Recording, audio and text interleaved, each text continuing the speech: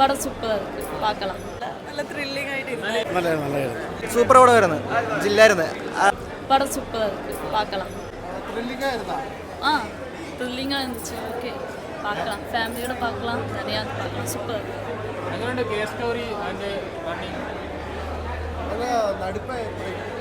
பெஸ்ட்டாக இருக்கும். നല്ല ത്രില്ലിംഗ് ആയിട്ട് അടിപൊളിയായിരുന്നു.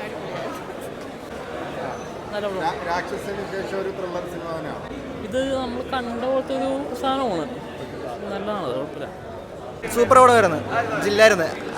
സ്റ്റോറി ലൈനും കാര്യങ്ങളൊക്കെ വെച്ച് അടിപൊളിയാണ്. എന്തോ ആ രാക്ഷസന്റെ ആ ഒരു ലെവലിലേലും നിയർ ബൈ എത്തുന്നുണ്ട്. നല്ല മൂവിയാണ്.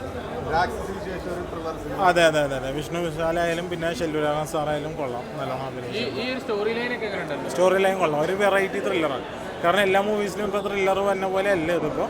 ഇതൊരു ഡിഫറെൻറ്റ് ജോണറായിട്ടാണ് ഇവർ കൊണ്ടുവരിക്കുന്നത്. കൊള്ളാം, മൊത്തത്തിൽ വാച്ചബിളാണ്. പിന്നെ ശെല്ലുരാഘവൻ സാറായാലും നല്ലോണം ആക്ട് ചെയ്തിട്ടുണ്ട്, കൊള്ളാം. സൗണ്ടിങ്ങും എല്ലാം സൂപ്പറാണ്. പിന്നെ തിയേറ്റർ എക്സ്പീരിയൻസ് ആയാലും അടിപൊളിയാണ്. പിന്നെ ജിബ്രാൻ സാറിൻ്റെ മ്യൂസിക് ആയാലും കൊള്ളാം, എല്ലാം.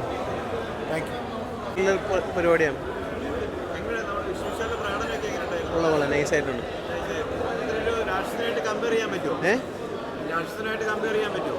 രാക്ഷസൻ ഒരുപാട് ഹൈല. രാക്ഷസനായിട്ട് ഒരു തരത്തിലും കമ്പയർ ചെയ്യാൻ പറ്റത്തില്ല.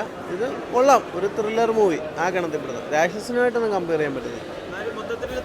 കൊള്ളാം, കണ്ടിരിക്കാം. ത്രൂ ഔട്ട് സസ്പെൻസ് ഒക്കെ അടിപൊളിയാണ്. നമ്മൾ ത്രില്ലർ സിനിമകൾ ചില സീനുകളിലൊക്കെ നമ്മൾ പ്രഡിക്റ്റബിൾ ആണല്ലോ, ഇത് പ്രഡിക്റ്റബിൾ ഒന്നുമല്ല, ഡിഫറെൻ്റ് ആയിട്ടുള്ള ട്വിസ്റ്റും കാര്യങ്ങളൊക്കെ ഉണ്ട്.